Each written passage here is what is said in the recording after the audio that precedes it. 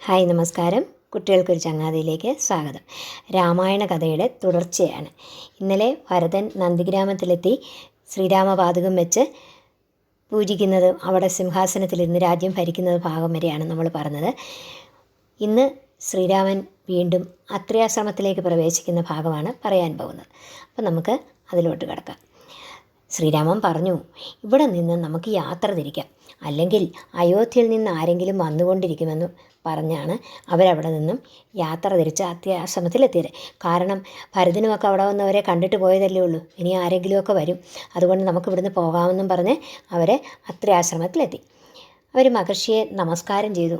മഹർഷിക്ക് മനസ്സിലായി രാമൻ ആരാണെന്നും. മഹർഷി രാമൻ്റെ ആ പാദങ്ങളിൽ വീണു തിരിച്ച് നമസ്കരിച്ചു. കാരണം രാമൻ നാരായണനാണെന്ന് മഹർഷിക്ക് മനസ്സിലായി.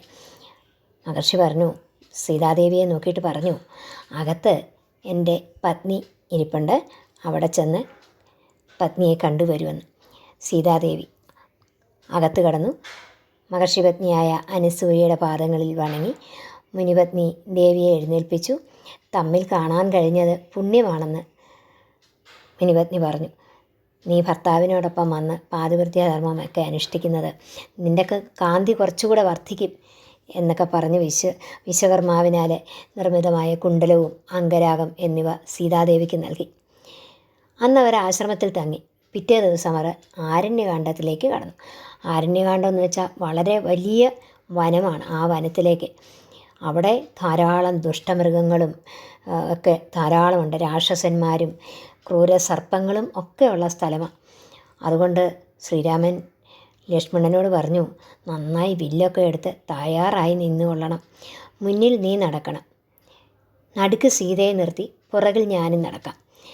അങ്ങനെ അവർ നടക്കുമ്പോൾ വിരാതൻ എന്ന രാക്ഷസൻ വരികയും അവൻ സീതയെ പിടിച്ച് വലിച്ചു കൊണ്ടുപോകാനായിട്ടാണ് വന്നിരിക്കുന്നത്. അവൻ കുറേ ഇവരോട് തർക്കിക്കും. അങ്ങനെ രാമലക്ഷ്മണന്മാർ ചേർന്ന് ആ വിരാതനെ വധിക്കുകയാണ്. അവിടെ നിന്നും അവർ ശരവങ്കാശ്രമത്തിൽ പ്രവേശിക്കും. പിന്നീട് അവിടെ നിന്നും സുധീഷ്ണാശ്രമത്തിലെത്തി. സുധീഷ്ണ മഹർഷിയോടൊത്ത് അവർ അഗസ്ത്യാശ്രമത്തിൽ എത്തും. സുധീഷ്ണ മഹർഷി പറഞ്ഞു, ഞാനും ഒരുപാട് നാളായി എൻ്റെ ഗുരുവായ അഗസ്ത്യനെ കണ്ടിട്ട്, ഞാനും വരാം അദ്ദേഹത്തെ കാണാൻ പോവാൻ.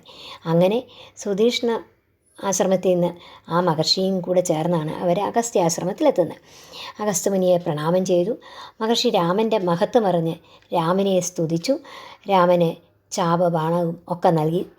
എന്നിട്ട് പറഞ്ഞു, പുണ്യഭൂമിയായ പഞ്ചവടി, അവിടെ ഗൗതമിയുടെ തീരത്ത് നല്ലൊരാശ്രമം കെട്ടി സീതയോടൊത്ത് താമസിച്ച് എളുപ്പത്തിൽ ദേവകാര്യങ്ങളെല്ലാം ഭംഗിയായി ചെയ്യൂ എന്ന് അനുഗ്രഹിച്ചു. അങ്ങനെ പോകുന്ന സമയത്ത് വഴിമധ്യേ വലിയൊരു ജീവി കിടക്കുന്ന കണ്ടിട്ട് ശ്രീരാമൻ പറഞ്ഞു, ലക്ഷ്മണ, ആ വില്ല് തരൂ, ഈ വഴി പോയ മുനിമാരെ ആരെയോ ഭക്ഷിച്ചിട്ട് കിടക്കുന്ന രാക്ഷസനാകും. ഇത് കേട്ട് ജടായു പറഞ്ഞു, എന്നെ വധിക്കരുതേ, ഞാൻ അങ്ങയുടെ പിതാവിനെ ചെറുപ്പത്തിൽ സഹായം ചെയ്തു, ഞങ്ങളങ്ങനെ മിത്രമാണ്, അങ്ങയെ ശങ്കിച്ചു പോയത് കഷ്ടം തന്നെ, ക്ഷമിക്കണമെന്ന് രാമൻ പറഞ്ഞു. അങ്ങ് ഞാൻ താമസിക്കുന്നതിൻ്റെ അടുത്ത് തന്നെ വസിക്കണം എന്നും പറഞ്ഞ് രാമനെ ആശ്ലേഷിച്ചു. അങ്ങനെ ജടായു അവിടെ താമസിക്കുന്ന സമയത്താണ്, അവരുടെ ഒപ്പം താമസിക്കുന്ന സമയത്താണ് അനുജനായ ലക്ഷ്മണന് ശ്രീരാമൻ വളരെ വിലപ്പെട്ട ഒരു ഉപദേശവും നൽകും. കുറച്ചു നാൾ അങ്ങനെ അവിടെ വസിച്ചു. ഒരു ദിവസം കുറച്ചു മാറിയാണ് ഈ ജടായു വസിക്കുന്നത്, ഇവർ താമസിക്കുന്നിടത്തു നിന്നെങ്കിലും കുറച്ചകലെയായിട്ട്. അങ്ങനെ അവിടെ താമസിക്കുന്ന ദിവസം രാവണ സഹോദരി ശൂർപ്പണഖ അതിസുന്ദരിയായി ഇവരുടെ മുന്നിലെത്തി. ആരാണ് നിങ്ങളെന്ന് ചോദിച്ചു. പിന്നീട് അവൾ ആരാണെന്നും അവളുടെ കാര്യവും പറഞ്ഞു. ഞാൻ രാവണ സഹോദരിയാണ് എന്നൊക്കെ ഇവരോടും പറഞ്ഞു. ഇവർ ദശരഥപുത്രന്മാരാണെന്നുള്ള വിവരമൊക്കെ പറഞ്ഞു. അതിനുശേഷം രാമനോട് പറഞ്ഞു, എനിക്ക് നിന്നെ പിരിഞ്ഞു പോകാൻ വയ്യ, അതുകൊണ്ട് ഇപ്പോൾ തന്നെ എന്നോട് കൂടി പോരണം. എന്നിട്ട് നമുക്ക് ഈ കാട്ടിൽ ഒക്കെ നടക്കാം, ഇവിടുത്തെ എല്ലാ സുഖഭോഗങ്ങളും അനുഭവിക്കാം. ഈ കാട്ടിൽ കിടക്കുന്നതിലും ഭേദം എൻ്റെ കൂടെ വരൂ, നിനക്ക് സുഖമായി കഴിയാം എന്ന് നിൻ്റെ പത്നിയാക്കണമെന്നൊക്കെ പറഞ്ഞു. അപ്പോൾ പറഞ്ഞു, എനിക്ക് ഭാര്യയായി സീതയുണ്ട്, ലക്ഷ്മണൻ തനിച്ചാണ്, അവനോട് പറയും. അങ്ങനെ രണ്ടുപേരും അങ്ങോട്ടും ഇങ്ങോട്ടും അവളെ പറഞ്ഞു വിട്ടു. അപ്പോഴത്തേക്കും ശൂർപ്പണഖയ്ക്ക് ദേഷ്യം വന്നു. അവളുടെ രാക്ഷസീ ഭാവം കൊണ്ട് പർവ്വതം പോലത്തെ ശരീരവുമായി സീതാദേവിയുടെ അടുത്തേക്ക് പാഞ്ഞു. ആ ദേഷ്യം കൊണ്ട് സീതാദേവിയെ ഉപദ്രവിക്കാൻ ചെന്നു. അവൾ കാരണമാണല്ലോ തന്നെ ശ്രീരാമൻ വിവാഹം കഴിക്കാത്തതെന്ന് കണ്ട്. അത് കണ്ട് ലക്ഷ്മണൻ എന്ത് കൊടുത്തു, ജ്യേഷ്ഠത്തിയുടെ അടുക്കലോട്ട് ചെല്ലുന്ന കണ്ട് ആ വാളുകൊണ്ട് അവളുടെ മൂക്കും മുലയും ഛേദിച്ചു. അവൾ അലമുറയിട്ട് ചോര നദി പോലെ ഒഴുകുക.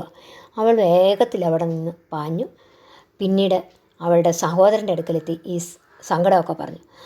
സഹോദരൻ കിങ്കരന്മാരുമായി വന്ന് യുദ്ധം ചെയ്തു.